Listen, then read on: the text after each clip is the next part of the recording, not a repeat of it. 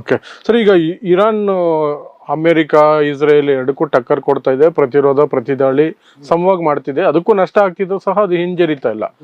ಆದ್ರೆ ಸ್ವಲ್ಪ ನಾವು ಹಿಂದಕ್ಕೆ ಹೋಗೋದಾದ್ರೆ 1979 ಇರಾನ್ ರೆವಲ್ಯೂಷನ್ ಆಗಿತ್ತು. ಅದ್ರ ಬಗ್ಗೆ ಸ್ವಲ್ಪ ಬ್ರೀಫ್ ಆಗಿ ನಮ್ಮ ಜನಕ್ಕೆ ಏನಾಯ್ತು 1979 ಅಲ್ಲಿ ಖಾಮಿನಿ ಆಯತುಲ್ಲಾಗಳ ಆಡಳಿತ ಶುರುವಾಗಿದ್ದು ಹೇಗೆ, ಅದ್ರ ಬಗ್ಗೆ ಸ್ವಲ್ಪ ಸಂಕ್ಷಿಪ್ತವಾಗಿ. ಸರ್, ಅಲ್ಲಿ ಅದು ಏನಾಗಿತ್ತು ಅಂತ ಹೇಳಿದ್ರೆ, ಅವಾಗ ಅದಕ್ಕಿಂತ ಮೊದಲು ಅಲ್ಲಿ ಏನಿದ್ರು ಕೆಲವು ಅದೇ ಈ ದೊರೆಗಳನ್ನ, ಅಂದ್ರೆ ನಾವು ಅರಸರನ್ನ ಅಂತ ಏನ್ ಮಾಡ್ತಾ ಇದ್ರು, ಅವರು ಈ ಕೈಗೊಂಬೆಗಳು ಆಗ್ಬಿಟ್ರು ಅಮೆರಿಕಾದವರು. ಈಗ ಲಿಬಿಯಾದಲ್ಲಿ ಕೂಡ ಅದೇ ಆಗಿತ್ತು. ಲಿಬಿಯಾದಲ್ಲಿ ಇದ್ರೀಸ್ ಅಂತ ಮೊದಲಿದ್ದ, ಗಡಾಫಿಗಿಂತ ಮೊದಲು ಇದ್ರೀಸ್ ಅಂತ ಒಬ್ಬ ದೊರೆಯನ್ನ ಮಾಡಿದ್ರು. ಅವನು ಅಮೆರಿಕದವ್ರದ್ದು ಮತ್ತೆ ಈ ಐರೋಪ್ಯ ರಾಷ್ಟ್ರಗಳು ಮತ್ತೆ ಬ್ರಿಟನ್ ಇವ್ರದೆಲ್ಲ ಕೈಗೊಂಬೆ ಆಗ್ಬಿಟ್ಟಿದ್ದ. ಅವನು ಅವ್ರು ಹೇಳ್ದಂಗೆ ಅವ್ನು ಕೇಳಿದ. ಅದೇ ತರ ಅಲ್ಲಿ ಕೂಡ ನಡೀತಾ ಇತ್ತು.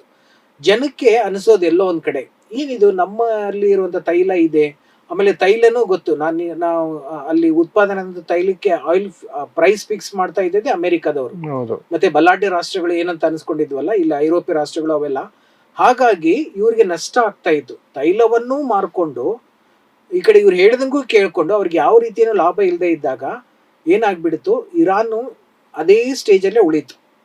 ಆಗ ಜನಕ್ಕೆ ಒಂದು ಅಸಮಾಧಾನ, ನಿರುದ್ಯೋಗ ಹೆಚ್ಚಾಯ್ತು, ಅಸಮಾಧಾನ ಹೆಚ್ಚಾಯ್ತು. ಇದೇನಿದು, ನಾವೆಲ್ಲ ತೈಲ ಕೊಡ್ತಾ ಇದೀವಿ, ಮಾರ್ತಾ ಇದೀವಿ, ಆದ್ರೂ ನಮ್ಗೆ ಏನು ಲಾಭ ಸಿಗ್ತಾ ಇಲ್ಲ. ಮತ್ತೆ ಹಿಂಗಾದ್ರೆ ನಮ್ಮ ಒಂದು ಏನು ಪ್ರೋಗ್ರೆಸ್ ಯಾವಾಗ ಇದು ಮೇಲೆ ಏಳೋದು ಅನ್ನುವಂತ ಒಂದು ಭಾವನೆಯಲ್ಲೇ ಬಂದಾಗ ಆಗ ಜನ ಏನ್ ಮಾಡಿದ್ರು, ರೊಚ್ಚಿಗೆದ್ದಾಗ ಒಂದು ಕ್ರಾಂತಿಯನ್ನ ಮಾಡಬೇಕು ಅಂತ. ಈಗ ಹೇಗೆ ಬೇರೆ ಬೇರೆ ನಾವು ಅರಬ್ ಸ್ಪ್ರಿಂಗ್ ಅಂತ ಏನ್ ಕರಿತೇವೆ, ಅದೇ ತರನೇ ಅಲ್ಲಿ ಒಂದು ಸಣ್ಣ ಕ್ರಾಂತಿ ಆದಾಗ ಕೊನೆಗೆ ಈ ಖಮೇನಿ ಆಡಳಿತದಲ್ಲಿ, ಅಂದ್ರೆ ಧಾರ್ಮಿಕ ಇದರಿಂದ ಕೂಡಿರ್ಬೇಕದು, ಮೂಲಭೂತವಾದಿಗಳಂತಾನೆ ಹೇಳಕ್ಕಾಗಲ್ಲ, ಆದ್ರೆ ಧಾರ್ಮಿಕತೆಯಿಂದ ಕೂಡಿದ್ರೆ ಅದು ಚೆನ್ನಾಗಿರುತ್ತೆ ಅಂತ ಅಂದ್ಬಿಟ್ಟು ಅವರು ಅದನ್ನ ತಗೊಂಡ್ ಬಂದ್ರು. ಅದಕ್ಕೆ ಸುಪ್ರೀಂ ಲೀಡರ್ನಾಗಿ ಖಮೇನಿಯನ್ನ ಮಾಡಿದ್ರು. ಹೀಗಾಗಿ ಅಲ್ಲಿಂದ ಅದು ಶುರುವಾಯ್ತು.